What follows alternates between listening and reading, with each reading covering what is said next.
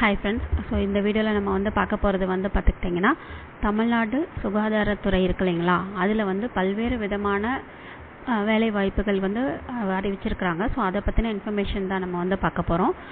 தமிழ்நாடு சுகாதாரத்துறை district health சொசைட்டின்னு சொல்லுவாங்க இல்லையா, ஸோ அதில் பார்த்திங்கன்னா உங்களுக்கு நிறைய ரெக்ரூட்மெண்ட் வந்திருக்கு. அதோட நோட்டிஃபிகேஷன் நம்ம பார்க்க போகிறோம். ஸோ இது பார்த்திங்கன்னா 30க்கும் மேற்பட்ட மாவட்டங்களில் உங்களுக்கு அனௌன்ஸ்மெண்ட் வந்திருக்கு. ஸோ உங்களோட சொந்த ஊர்லேயே நீங்கள் இந்த அரசு அலுவலகத்தில் நீங்கள் வேலைக்கு விண்ணப்பிக்கலாம். ஸோ அதுக்கான கல்வி தகுதி என்ன, வயது வரம்பு என்ன, சம்பளம் என்ன அப்படின்றத இந்த வீடியோவில் நம்ம டீட்டெயில் தான் பார்க்கலாம். ஸோ அதுக்கு முன்னாடி ஃபர்ஸ்ட் டைம் நம்ம சேனல் பார்க்குறவங்களா இருந்தால் ப்ளீஸ் சப்ஸ்கிரைப் பண்ணிக்கோங்க. இந்த வீடியோவில் நம்ம இந்த ஜாப் பற்றின இன்ஃபர்மேஷனை டீட்டெயில்டாக பார்க்கலாம். ஸோ ஃபஸ்ட்டு நம்ம பார்க்குறது பார்த்திங்கன்னா மதுரை டிஸ்ட்ரிக்டோடது. ஸோ இதில் இந்த வெப்சைட் நீங்கள் ஓப்பன் பண்ணிங்க அப்படின்னா ரெக்ரூட்மெண்ட்னு போட்டு health department temporary vacancy job notification அப்படின்னு சொல்லியிருக்கு இல்லைங்களா. ஸோ இதில் ஸ்டார்ட் டேட் 13ன்னு கொடுத்துருக்குறாங்க. எண்ட் டேட் பார்த்திங்கன்னா 24/3, அதாவது மார்ச் 24ஆம் தேதி வரைக்கும் உங்களுக்கு டேட் இருக்குது அப்படின்னு சொல்லியிருக்காங்க. ஸோ இதில் வியூ அப்படின்னு இருக்குங்களா, இதை கிளிக் பண்ணிங்க அப்படின்னா இந்த நோட்டிஃபிகேஷன் உங்களுக்கு தெளிவாக உங்களுக்கு வரும். ஸோ அந்த அப்ளிகேஷன் பார்த்திங்கன்னா 24ஆம் தேதிக்குள்ளே நீங்கள் அப்ளை பண்ணணும் அப்படின்னு சொல்லியிருக்காங்க.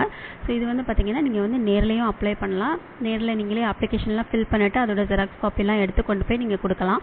அப்படி இல்லைன்னா ஆன்லைன்லேயும் நீங்கள் அப்ளை பண்ணலாம். ஸோ இதெல்லாம் என்ன அப்படின்றத டீட்டெயிலாக நம்ம பார்க்கலாம். ஸோ ஃபஸ்ட்டு பார்த்துக்கிட்டிங்க அப்படின்னா உங்களுக்கு லாஸ்ட் டேட் 24/3ன்னு சொல்லியிருக்காங்க. அதுக்கப்புறம் பார்த்திங்கன்னா மெயினாக என்ன கொடுத்துருக்காங்க அப்படின்னா இது தற்காலிகமானது அப்படின்னு சொல்லி அவங்க தெளிவாக மென்ஷன் பண்ணியிருக்கிறாங்க. ஸோ இது பெர்மனன்ட் ஜாப் கிடையாது அப்படின்னு சொல்லியிருக்காங்க. இது ஒரு கவர்மெண்ட் ஆஃபீஸு, ஆனால் இந்த ஜாப் பார்த்திங்கன்னா உங்களுக்கு பெர்மனன்ட் ஜாப் கிடையாது அப்படின்னு சொல்லி மென்ஷன் பண்ணியிருக்கிறாங்க. ஸோ இதில் ஃபஸ்ட்டு அவங்க கொடுத்துருக்கக்கூடிய வேலைவாய்ப்பு என்ன அப்படின்னு பார்த்திங்கன்னா மருத்துவ அலுவலர் மெடிக்கல் ஆஃபீஸர். ஸோ இதில் 2 இருக்குது. உங்களுக்கு ஏஜ் பார்த்திங்கன்னா 40க்குள்ளே இருக்கணும். இது MBBS அப்படின்னு சொல்லியிருக்காங்க. இதுக்கான சேலரி 40,000 சொல்லியிருக்காங்க. ஸோ அதுக்கடுத்து பார்த்திங்கன்னா நிரல் மற்றும் நிர்வாக உதவியாளர் அப்படின்னு சொல்லியிருக்காங்க. So program cum administrative assistant அப்படின்னு சொல்லியிருக்காங்க. ஸோ இந்த வேலைக்கு பார்த்திங்கன்னா உங்களுக்கு இது மதுரை மாவட்டத்துக்கான நோட்டிஃபிகேஷன். ஸோ மதுரையில் இந்த ஜாப்க்கு பார்த்திங்கன்னா ஒரு வேக்கன்சி இருக்குது. ஏஜ் பார்த்திங்கன்னா 45க்குள்ளே இருக்கணும் அப்படின்னு சொல்லியிருக்காங்க. ஸோ இதுக்கான உங்களுக்கு கல்வி தகுதி என்ன அப்படின்னு சொல்லிட்டு அவங்களே கொடுத்துருக்குறாங்க. So national rural health mission, அதுக்கப்புறம் அக்கௌண்ட்ஸில் எல்லாம் நாலேஜ் இருக்கணும் அப்படின்ற மாதிரி சொல்லியிருந்துருக்குறாங்க. So graduate degree with fluency in MS office அப்படின்னு சொல்லியிருக்காங்க.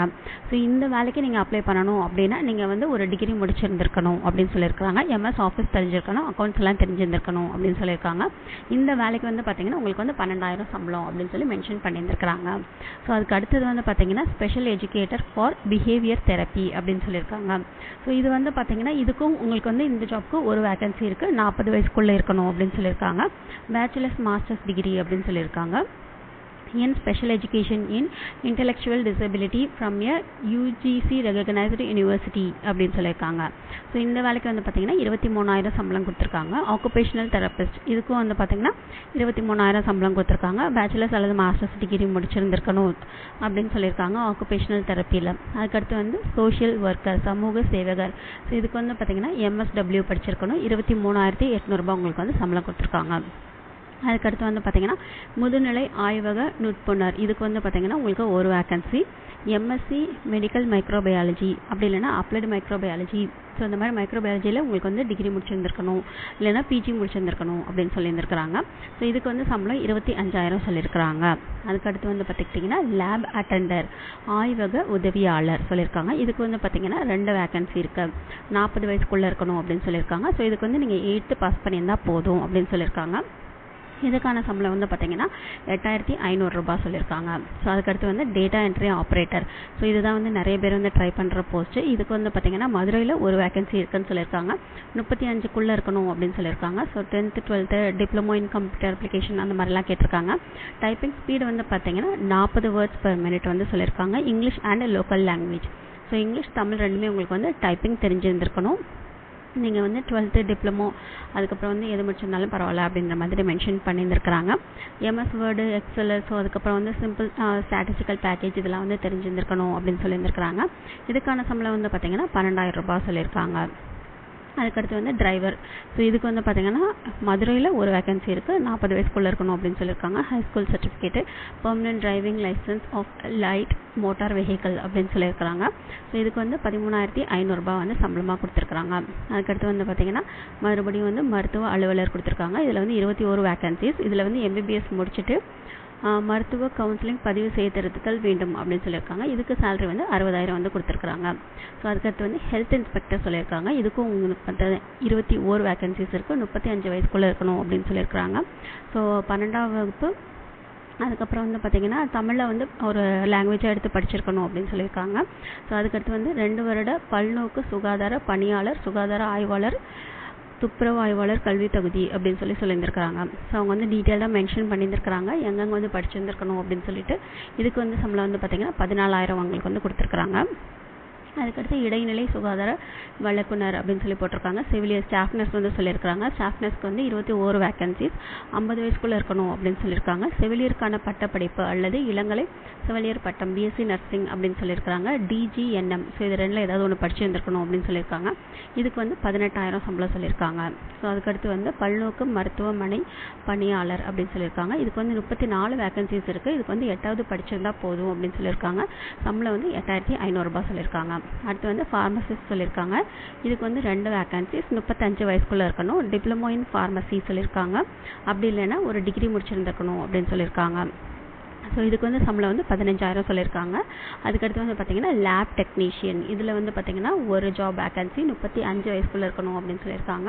ஸோ இதுக்கு வந்து 12th கண்டிப்பாக முடிச்சிருந்துருக்கணும் அப்படின்னு சொல்லியிருக்காங்க. ஸோ அதுக்கடுத்து வந்து மெடிக்கல் லேப் டெக்னாலஜி கோர்ஸில் வந்து 1 இயர் கோர்ஸ் வந்து நீங்கள் வந்து பண்ணியிருந்துருக்கணும் அப்படின்னு சொல்லியிருக்காங்க. ஸோ அதுக்கடுத்து வந்து 13,000 சம்பளம் வந்து சொல்லியிருந்திருக்கிறாங்க. அதுக்கடுத்து வந்து துணை செவிலியர், இதில் வந்து பார்த்திங்கன்னா 2 வேகன்சி இருக்குது, 40 வயசுக்குள்ளே இருக்கணும் அப்படின்னு சொல்லியிருக்காங்க. ஸோ இதுக்கு வந்து 14,000 சம்பளம் சொல்லியிருக்காங்க. ஸோ இதுக்கு வந்து அவங்க டெஸ்கிரிப்ஷனில் உங்களுக்கு வந்து என்னென்ன கேட்டிருக்காங்க அப்படின்றத வந்து தெளிவாக கொடுத்துருக்குறாங்க, நீங்கள் வந்து பார்த்துக்கலாம். So multi purpose health worker அப்படின்னு சொல்லி போட்டிருக்காங்க. அதுக்கடுத்து வந்து having a certificate of registration issued by a Tamil Nadu nurses and midwives council அப்படின்னு சொல்லி போட்டிருக்காங்க. ஸோ அதுக்கடுத்து வந்து பல்நோக்கு மருத்துவ பணியாளர் அப்படின்னு சொல்லியிருக்காங்க. இதுக்கு வந்து 2 வேகன்சிஸ், 40 வயசுக்குள்ளே இருக்கணும் அப்படின்னு சொல்லியிருக்காங்க. 8th படிச்சிருந்தா போதும் அப்படின்னு சொல்லியிருந்திருக்கிறாங்க. ஸோ அதுக்கப்புறம் இதுக்கு வந்து 8,500 சம்பளம் சொல்லியிருக்காங்க. மறுபடியும் வந்து ஒரு டேட்டா என்ட்ரி ஆப்ரேட்டர் சொல்லியிருக்காங்க. இதுக்கு வந்து ஒரு வேகன்சிஸ், 35 வயசுக்குள்ளே இருக்கணும் அப்படின்னு சொல்லியிருக்காங்க.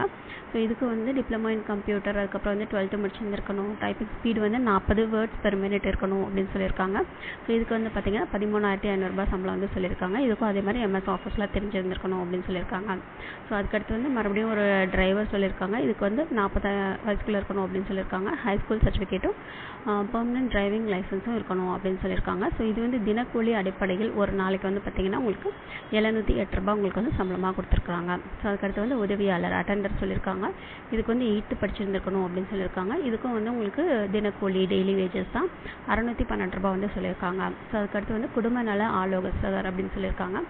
RMNCH கவுன்சிலர் அப்படின்னு சொல்லியிருக்காங்க. இதுக்கு வந்து பார்த்திங்கன்னா 5 வேகன்சிஸ் இருக்குது, 40 வயசுக்குள்ளே இருக்கணும் அப்படின்னு சொல்லியிருக்காங்க. ஸோ இதுக்கு வந்து பார்த்திங்கன்னா மாஸ்டர்ஸ் அல்லது bachelors degree in social work அப்படின்னு சொல்லியிருக்காங்க. இதுக்கு சம்பளம் வந்து பார்த்துக்கிட்டிங்கன்னா 20,000 வந்து சொல்லியிருக்கிறாங்க. ஸோ இவங்களே வந்து என்ன கொடுத்துட்டாங்க அப்படின்னா, ஸோ இந்த வேக்கன்சிஸ் எல்லாம் வந்து மாறினாலும் மாறும் அப்படின்னு சொல்லியிருக்கிறாங்க. நிபந்தனைகளை வந்து என்ன கொடுத்துருக்காங்க அப்படின்னா, இது வந்து முற்றிலும் தற்காலிகமானது அப்படின்னு சொல்லியிருக்காங்க. ஸோ பணி நிரந்தரம் செய்யப்பட மாட்டாது அப்படின்னு சொல்லியிருக்காங்க.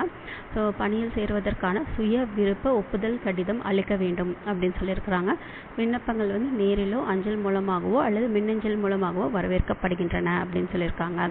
ஸோ இதுக்கு அப்ளை பண்ணுறதுக்கு என்னென்ன சர்டிஃபிகேட்ஸ் தேவை அப்படின்னு பார்த்துக்கிட்டிங்கன்னா, பிறப்பு சான்று பர்த் சர்டிஃபிகேட்டு, மதிப்பெண் பட்டியல் வந்து நீங்கள் என்னென்ன படிச்சிருக்கிறீங்களோ அதுக்கான mark sheets, so 10th 12th degree அந்த மாதிரி மார்க் ஷீட்ஸ் கேட்டிருக்காங்க. அதுக்கப்புறம் TC கேட்டிருக்காங்க, மாற்று சான்றிதழ். அதுக்கப்புறம் கம்யூனிட்டி சர்டிஃபிகேட் கேட்டிருக்கிறாங்க. அதுக்கப்புறம் வந்து இருப்பிட சான்று கேட்டிருக்கிறாங்க. ஸோ அதுக்கப்புறம் வந்து முன் அனுபவ சான்று, ஸோ இது வந்து உங்களுக்கு எக்ஸ்பீரியன்ஸ் இருந்துச்சு அப்படின்னா அந்த சர்டிஃபிகேட் கேட்டிருக்கிறாங்க. அதுக்கப்புறம் வந்து சிறப்பு தகுதிக்கான சான்று, ஸோ இது வந்து தேவைப்பட்டுச்சுன்னா வைக்கலாம் அப்படின்ற மாதிரி சொல்லியிருக்கிறாங்க. ஸோ இந்த சர்டிஃபிகேட்ஸ் எல்லாமே நீங்கள் வந்து செல்ஃப் அட்டஸ்டட் இருக்கணும் அப்படின்னு சொல்லியிருக்காங்க.